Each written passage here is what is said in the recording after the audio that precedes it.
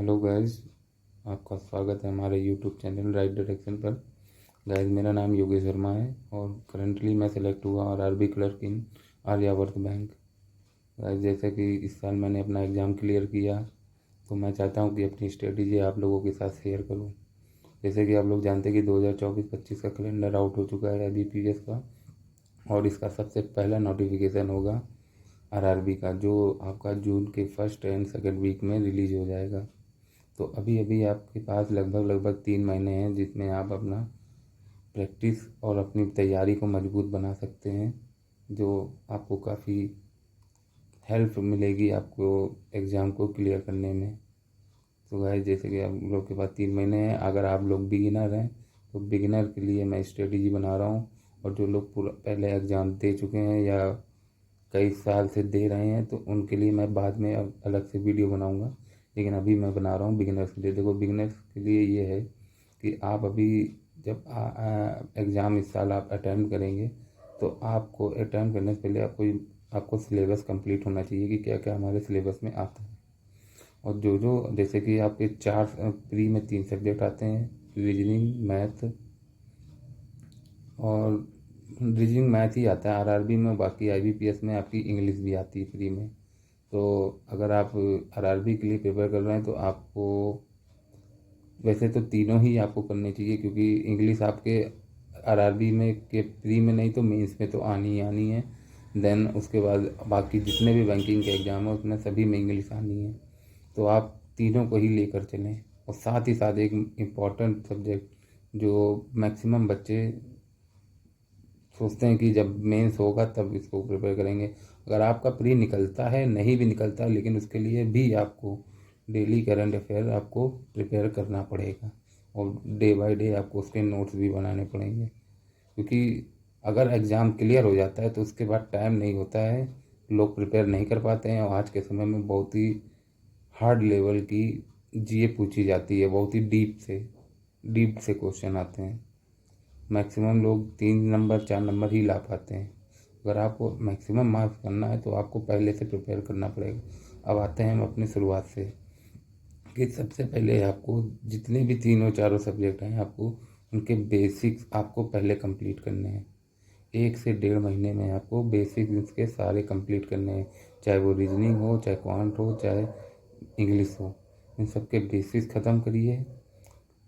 Reasoning के daily एक topic आप कवर करिए, प्री से लेके मेंस तक का। उनको क्वेश्चन को देखिए, समझिए और प्रैक्टिस करिए। और मैथ का एक टॉपिक डेली आपको करना है, स्पीड मैथ इंक्लूड करके आपको बता रहा हूँ। मैथ का भी आपको डेली एक टॉपिक, अर्थमेटिक का और स्पीड मैथ के डेली क्वेश्चन, जैसे कि आपके हो गए सिंप्लीफिकेशन, अप्रॉक्सीमेशन, नंबर सीरीज और क्वाड्रेटिक इक्वेशन। इन सब की तो प्रैक्टिस डेली करनी साथ ही साथ आपको अर्थमेटिक का भी एक चैप्टर आपको डेली कंप्लीट करना है। और प्लस आपको DI जो है प्री लेवल की, डेली 3 DI तो आपको लगानी है, प्री लेवल की और एक मेंस लेवल की। और इंग्लिश के लिए आप डेली एडिटोरियल तो करेंगे ही करेंगे, साथ ही साथ आप निमिषा मैम का परफेक्शन बैच भी ले लीजिए, जो आपको बहुत हेल्पफुल रहेगा। इस तरह से आप 1 से 1.5 महीने में आप अपने फाउंडेशन कंप्लीट कर लीजिए। देन इसके बाद आपको सिर्फ और सिर्फ उन जो आपने टॉपिक कंप्लीट किए, सिर्फ उन टॉपिक के क्वेश्चन की प्रैक्टिस करनी है। आपका जैसे कि नोटिफिकेशन आपका जून के फर्स्ट या सेकेंड वीक में आएगा, तो आप मई के मंथ में, मई शुरुआत से आपको मॉक लगाने हैं, क्योंकि आपको मार्च अप्रैल में इन 2 महीने में अपने आपके बेसिक पूरे क्लियर करने हैं, और प्लस इसके क्वेश्चन भी आपको लगाने हैं। देन उसके बाद आप मई में आप डेली नहीं तो आप वीकली 3 से 4 मॉक आपको लगाने हैं प्री लेवल के। देन उसके बाद जैसे ही आपका मई एंड होता है, नोटिफिकेशन रिलीज होने के बाद आपको डेली एक मॉक लगाना है। हो सकता है कि जब आप मई शुरुआत में मॉक लगाने बैठें तो आपके स्कोर बहुत ही कम आएंगे, आपका मन ही नहीं होगा कि मैं एग्ज़ाम दूं या ना दूं। लेकिन यकीन मानिए, आप डेली आप धीरे धीरे मॉक देते रहेंगे तो आपके धीरे धीरे स्कोर इम्प्रूव होते हैं। लेकिन उन स्कोर इम्प्रूव किस तरह से होंगे, इसके लिए भी आपको हर मॉक को लगाने के बाद उसे एनालाइज करना है कि कहाँ मैंने गलती करी है और किस क्वेश्चन को मैंने ज़्यादा टाइम दिया है।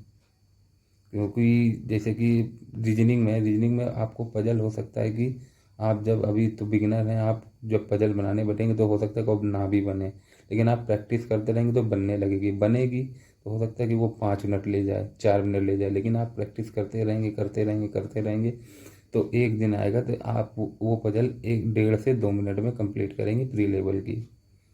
इस तरह से आपको करना है। और मैथ में भी आपको DI प्री में बहुत ज़्यादा टफ लेवल नहीं आता है, RRB का एग्ज़ाम है, बहुत ही टफ नहीं होता, बस यहाँ पे आपको स्पीड और एक्यूरेसी बनाए रखनी होती है।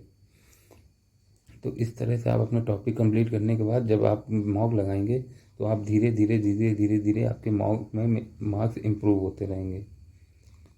हो सकता है कि कोई मॉक टफ होगा तो आपके मार्क्स फ्लैक्चुएट भी होंगे, लेकिन आपको ये बनाए रखना है कि अपनी एक्यूरेसी को, अपने परसेंटाइल को 90+ परसेंटाइल होने चाहिए आपके किसी भी मॉक में। हो सकता है शुरुआत में आपके तो हो सकता है 50 परसेंटाइल, 60 परसेंटाइल, 70 परसेंटाइल हो, लेकिन आप जब एग्ज़ाम के करीब होते जाएँ तो उस टाइम तक आपके परसेंटाइल 90, 85 के ऊपर ही होने चाहिए, लगभग 90 के ऊपर ही होने चाहिए, तब आपका एग्ज़ाम क्लियर हो पाएगा। क्योंकि प्री में इसके 2 ही सब्जेक्ट आते हैं RRB के, रीजनिंग और मैथ।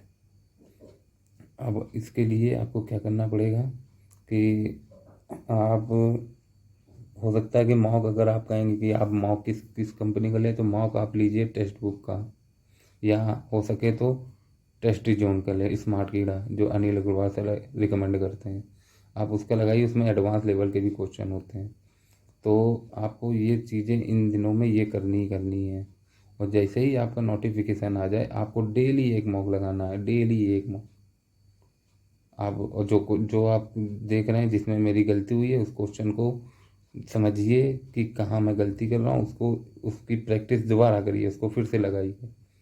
और इसे लगाते लगाते आपके जब आपके सारे टॉपिक कंप्लीट हो जाएंगे तो आप धीरे धीरे देखेंगे आपके, ये ना सोचिए आप स्पीड मत भागिएगा कि स्पीड में, आप सोचिए कि मेरी एक्यूरेसी होनी चाहिए, मैं जितने क्वेश्चन कर रहा हूँ वो सही करूँ, गलती ना हो सकता है कि आप शुरू में कम क्वेश्चन अटैम्प्ट करेंगे सही के चक्कर में, लेकिन जब आप सही करने लगेंगे तो धीरे धीरे आपकी एक्यूरेसी भी बढ़ने लगेगी। इस तरह से आप करिएगा और आप फाउंडेशन लगाइए। अगर आपको किसी भी चैप्टर के लिए भी और किसी भी सब्जेक्ट में को कोई भी प्रॉब्लम है तो आप कमेंट बॉक्स में बताइएगा कि मुझे इस सब्जेक्ट के इस टॉपिक पे मुझे प्रॉब्लम हो रही है जो मुझे समझ में नहीं, मैं उसके लिए भी एक चीज़ रिकमेंड करूँगा जो आपको देखनी है, जिससे आपके रूल बहुत ही ज़्यादा स्ट्रांग हो जाएंगे उस टॉपिक पे। तो जैसा हो आप कमेंट में बताइएगा। हाँ, और इंग्लिश के लिए डेली एडिटोरियल आपको करना है, डेली, और परफेक्शन की क्लास। हो सकता है कि इस परफेक्शन आपको शुरू में 10 से 15 दिन समझ में ना आए, लेकिन आप डेली अटेंड करेंगे तो 1.5 से 2 महीने में आपको इंग्लिश भी समझ आने लगेगी। इस तरह से आपकी धीरे धीरे तैयारी बढ़ती रहेगी। जैसे ही आपका प्रीलिम्स का एग्ज़ाम आएगा मैं आपको डे बाय डे आपको वीडियो देता रहूँगा जो आपको काफ़ी हेल्प करेगी आपके एग्ज़ाम से पहले, और एग्ज़ाम में तो करेगी करेगी। तो जैसा हो आप मुझे कमेंट में बताइएगा, और अब वीडियो अच्छा लगे तो वीडियो को लाइक कीजिएगा, चैनल को सब्सक्राइब कीजिएगा, और मिलते हैं अपने अगले वीडियो में। तब तक के लिए बाय बाय।